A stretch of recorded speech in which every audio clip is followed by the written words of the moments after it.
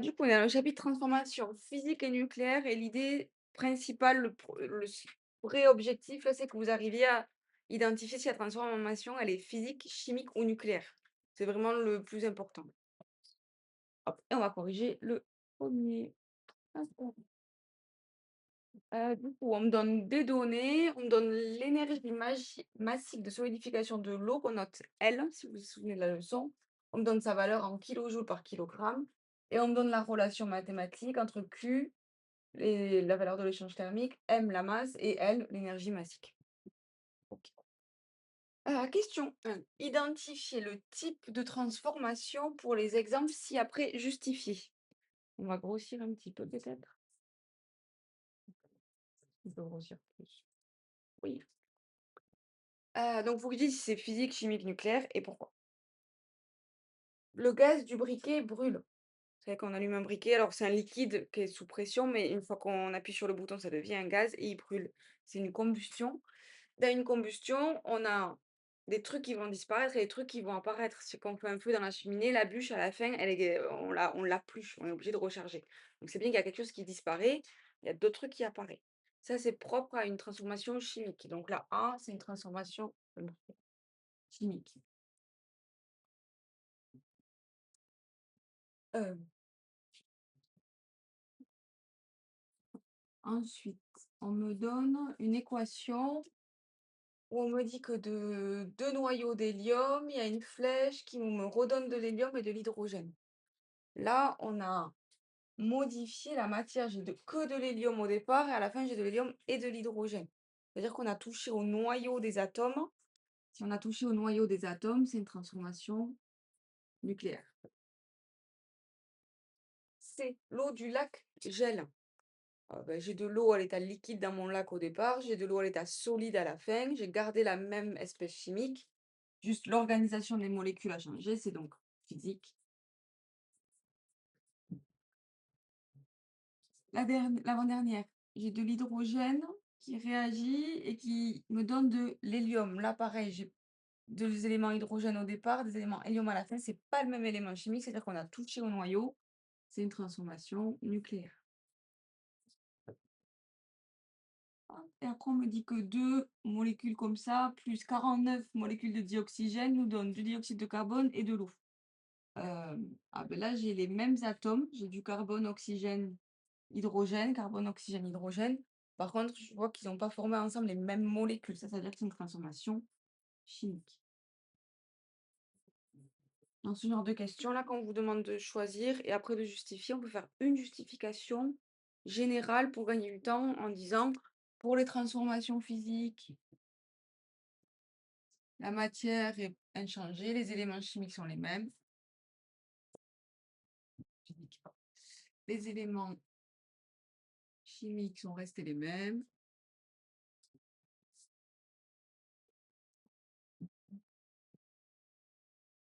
Là, on parle des transformations, mais c'est valable dans toutes les matières. Même si on vous demande de faire plusieurs fois la même chose, vous faites une justification globale à la fin ou au début, et ça vous donne ça vous fait gagner du temps. Pour les transformations chimiques, les atomes sont conservés, mais les molécules sont modifiées.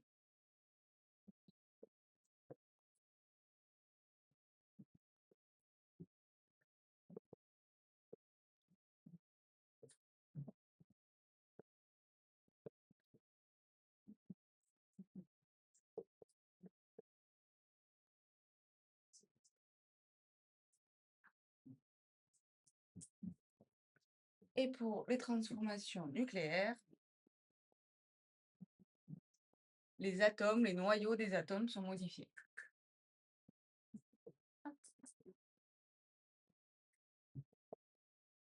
Et on a fini la question.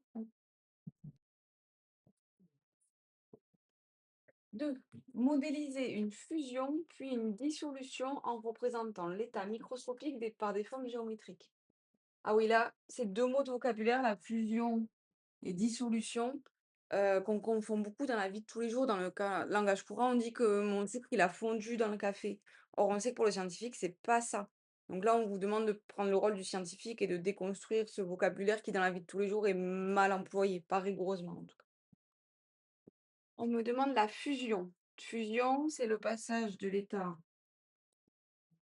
solide à liquide.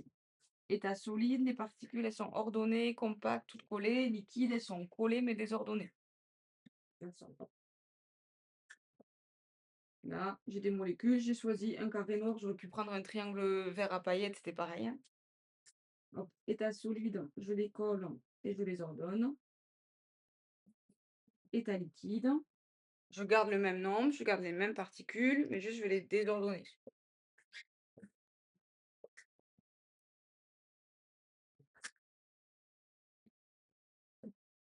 1, 2, 3, 4, 5, 6, 7, 8. Là, j'ai représenté la fusion. Exemple, un glaçon qui fond. Pour la dissolution,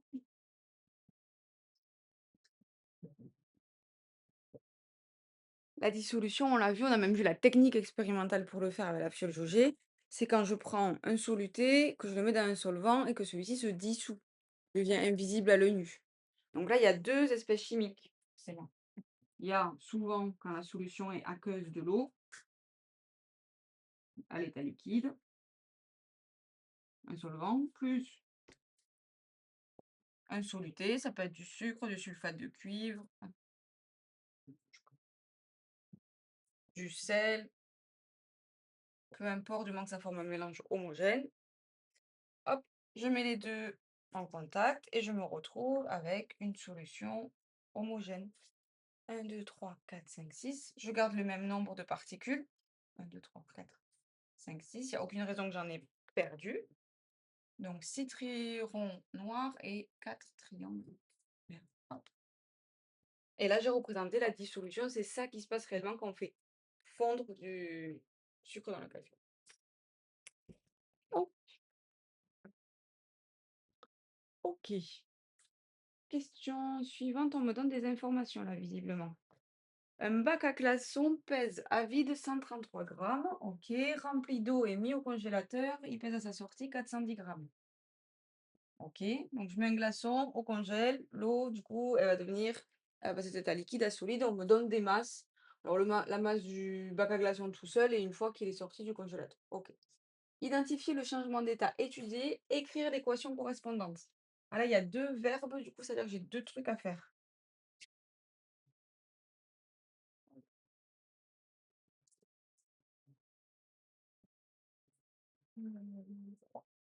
Donc, je passe de l'état liquide à l'état solide.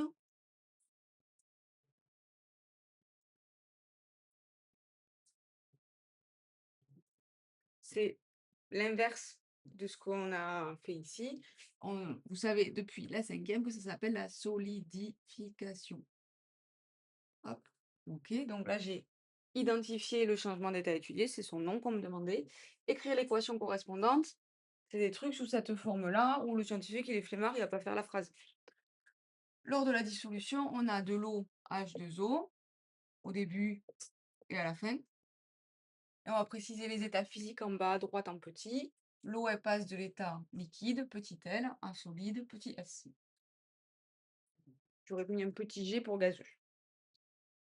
Hop, j'ai tout fait, j'ai mis identifié et j'ai écrit l'équation. On est bon. 4. Dernière. Non, pas dernière, il nous en a une cinquième après, oui. Préciser le caractère exothermique ou endothermique. Ah ça, on l'a déjà vu dans un chapitre précédent, on avait fait les rappels dans celui-ci. Exothermique, ça va libérer de la chaleur à l'extérieur. Endothermique, ça va absorber de la chaleur. Hop. Et normalement, vous avez dans la leçon que ça, c'est exothermique, ça va libérer de la chaleur. Le système va céder de l'énergie thermique autour de lui. Hop. Dernière. Calculer la valeur du transfert d'énergie thermique nécessaire pour la fabrication des glaçons, l'eau étant prise à 0 degré. La valeur du transfert d'énergie thermique. Ah oui, ça, je sais dans la leçon que c'est ce qu'on a noté par la lettre Q majuscule.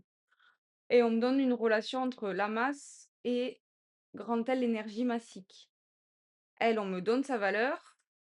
Et la masse, j'ai des masses ici, là. Ah ben, j'ai tout de connu, je vais pouvoir passer à l'application numérique. Enfin, au calcul. Premier critère, je dis ce qu'on calcule.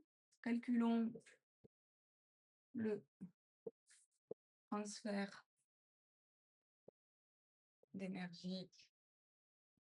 Et là, c'est l'énergie sous forme de chaleur d'énergie thermique. On sait que ça se note Q. Hop, on va. Donc, on sait que Q. Ah, il est fatigué.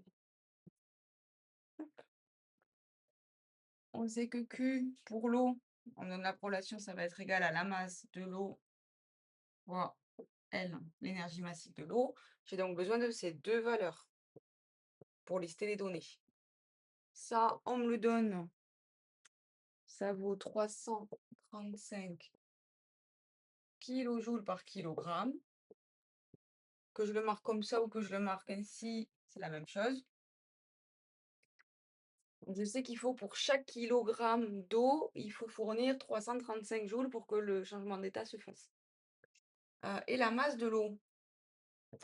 La masse de l'eau, on me donne des informations, on me donne deux masses. Le bac à glaçons à vide. Ah oui, d'accord. Ça, le bac à glaçons, c'est le machin plastique dans lequel on va venir mettre l'eau. Ça ne m'intéresse pas. Il est rempli d'eau et mis au congélateur.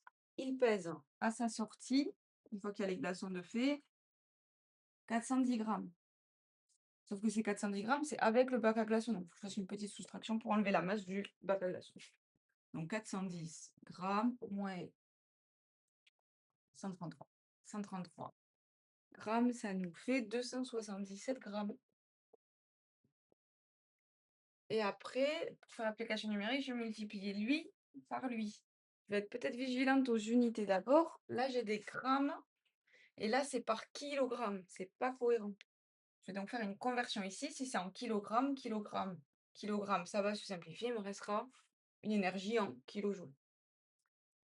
Soit on utilise les puissances de 10, ça fait 277 fois 10 puissance moins 3 kg. Ou alors on peut l'écrire 0,77 kg. Je remplace.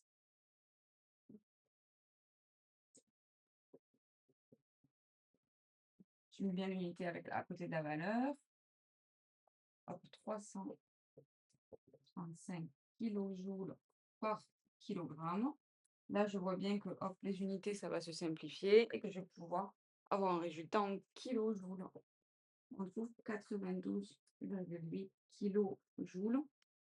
Et ici, j'avais 1, 2, 3 chiffres significatifs. Ici, 1, 2, 3. J'en ai donc gardé aussi. Ici, 3. Et cette fois-ci, j'ai fini l'exercice.